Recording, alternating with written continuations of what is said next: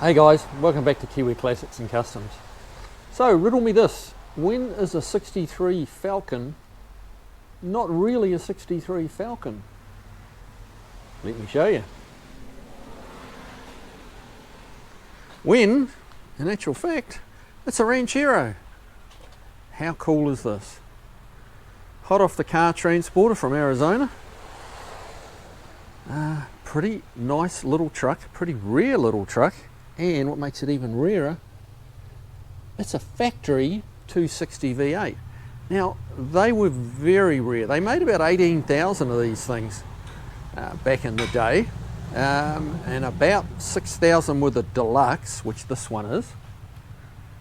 So 6,000, and as far as the V8 numbers, I have not been able to determine how many autos they made. The manuals, they made a 4-speed manual. Apparently they made about 135 of those. So yeah, the manual one is very rare. This is an auto, so I'm really not too sure how rare it is. If there's some Ford guru out there watching and you know, please let me know. It would be fascinating to know, knowing that 6,000 were made and the vast majority of Ranchero sold were 6 cylinders. So, you know, of those 6,000, majority of them were going to be 6 cylinders, and so leaving, I don't know, if you said maybe there was 1,000 made in V8s, 135 made in manual, there's a balance, 870 odd V8 auto Rancheros. That's a complete guess and I'm making that up, I know, but just kind of give you an idea of the numbers. It's pretty low. Cool little, that's the Ranchero logo. It's a busy day here in Franklin and raining.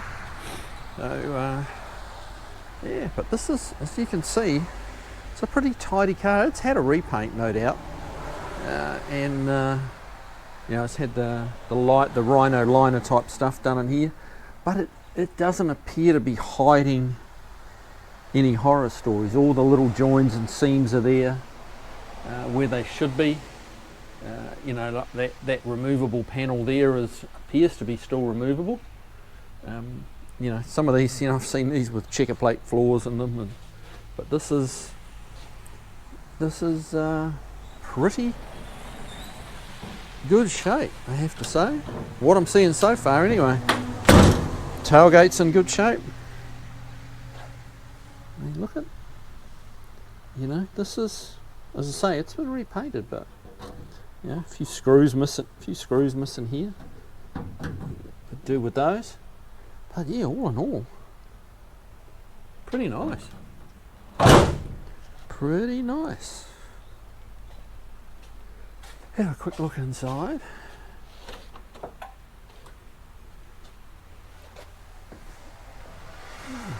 I mean, the deluxe package had things like a chrome horn ring, you know. This one has got the 1-speed wipers in it. Could do with a bit of work on the headlining. I would say the seats have been done, but look at that. I mean, this is a driver too, you know. This is not a trailer queen. This gets used. And the reason it's in here is that he's just arrived from Arizona. I mean, it's kind of cool to see the spare wheel in the correct factory location with all the brackets holding it in. Yeah, what it's in for, the brakes are not working very well. He's thinking about going with power steering. You know, modernising a few of the electronics maybe. And he wants to drive it more and more as a daily driver, so he wants to upgrade the brakes. Not just fix them, but actually upgrade them, so he's got, you know, nice power brakes, which it doesn't have at the moment. It's just little baby drums. Let's have a look in the engine bay here. If I can find the latch one-handed. Here we go. Yeah, could do with a little clean in here, but all in all, got the original generator from way back then. 260 cubic inch there, just a little 2-barrel.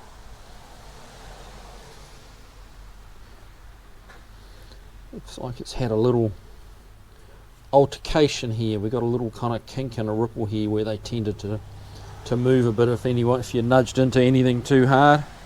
But it's original sheet metal, just maybe a little bit of accident damage. Just light accident damage though, to be fair. Yeah, could do with a clean. I think we might upgrade that distributor to an electronic distributor. See if we can't squeeze some Borgeson power steering in there. Upgrading the brakes is always a challenge on these, because you've got, like going to even to a dual is a little challenging, because you've got this annoying brace here, which limits how much room you've got for a dual master. So yeah, but we will. Yeah, I mean, we did that in that little red two-door post car just recently. So yeah, it can be done, and we'll do the disc upgrade as well, much like we did on that one. And yeah, this. All right. Well, I'm going to get this up on the rack, and we'll have a look up under its skirt, and we'll find out the real truth. Okay, here she is, up in the air. Let's have a look. See what we got. Try and keep my fingers out of the lens. Okay. Right, so he had some repairs on the bottom of the quarters. Looks like it may have had some lower quarters installed, like a patch panels.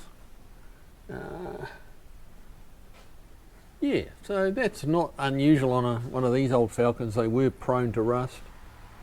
Yeah, it's kind of the same on this side. Getting a little thin here on the inner quarter, or the trunk drop off, really, that's the correct name. Yeah, ooh, we got a bit of rust up there.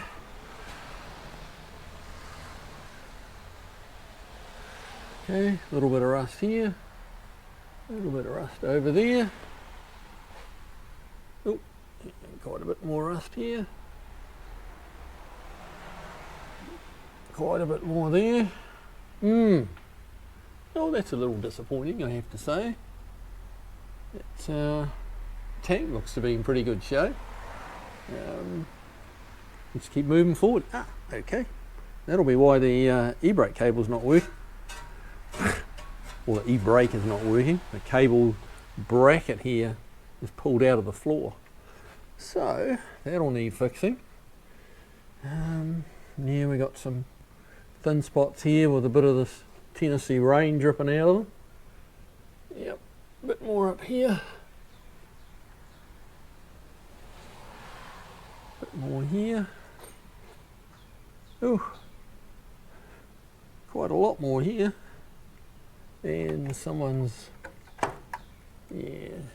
put a bit of galvanized metal into there. Okay. Yeah, could need some floor pan work. And this area back here where it's rusting, it's a problem area on the Falcons, because this is the floor pan out of the wagon, I believe. And they've just got a big, that's where this is where your back seat would normally go. And they just use the same floor pan. Let me just reset that light. And the water gets under there, under that leaks in around the edge of that removable panel, and kind of pulls in here, and then it gets a bit of dirt, and any of the drain holes block up, and then you've got a little miniature swimming pool going on in the back where the back seat would normally be. And where here, this kind of area here, where the rear seat passengers would put their feet. These are the seat bolts. So yeah, that's where the passenger and driver sit, and then all this area back here is cargo area now, with a false floor above it. So yeah, that's part of the cause of the rust issues that these old girls have. It's all pretty good up here. There's a little. Trying to do this and hold the camera as hard as you can see. I don't know whether you'll pick it up. There's a bit of a kink there. It's had a little nudge in the front, and it's just enough to kink those panels slightly. But the panels aren't rusty, which is nice. The torque box and stuff here is actually pretty solid. Looks like it might have been a red car once upon a time, because we've got some red paint up in here. So I've got a question mark over the colour. but I could check the body tag just to kind of confirm that. And this fender too has some red going on. So I think she was originally a red truck and someone decided to make it white. It does look to be that Wimbledon white that so many Fords were painted. But yeah, and it's been changed to 14-inch wheels. Ooh, the tyres look a bit dry rotted. If we can see a date stamp on these. Not seeing a date stamp there. Let's have a look. Oh wait, oh no, that's the 8th week of so it's 0800. That's the 8th week of 2000. So these are 25-year-old tyres. So we're going to retire those. No pun intended. Also, this truck I believe should have had 13-inch wheels, and like full cover hubcaps, and someone's changed it to 14-inch wheels, which is a nice little upgrade. You've got much better range of tyres. But we'll talk about wheels for this thing with the owner, and see what he wants to do. So if he wants to go big brakes, we really need to get up to 15-inch wheels. So that wouldn't be a big step to just jump it up to 15s. And these tyres anyway, well, you'd be a very wise man to replace 25-year-old tyres. So yeah, it's not perfect, but few of them are, you know. But it's you know, and the guy loves this truck as a little Ranchero. So you know, if he wants to spend a little bit of money on it and repair some of that rust, we'll get it braking and steering nice. It'll be an awesome little truck. I would like this one. I'd like to own. I'd like an old Ranchero like this. But hey, that's me again. You know, I got a 74 F100, so you know, I can only drive one truck at a time. You know, so yeah, and watch out for the video coming up on this one. That actually drove there under its own power, the Hemi F100. So keep an eye out for that one. That's coming your way real soon. In the meantime, I wanted to get that up on the rack and just see what we were dealing with, so I can now get with the customer and give them some idea of what we got to do, and that'll kind of be in the next video. All right, okay guys, well have a good one, and I'll see you on the next video. Take care.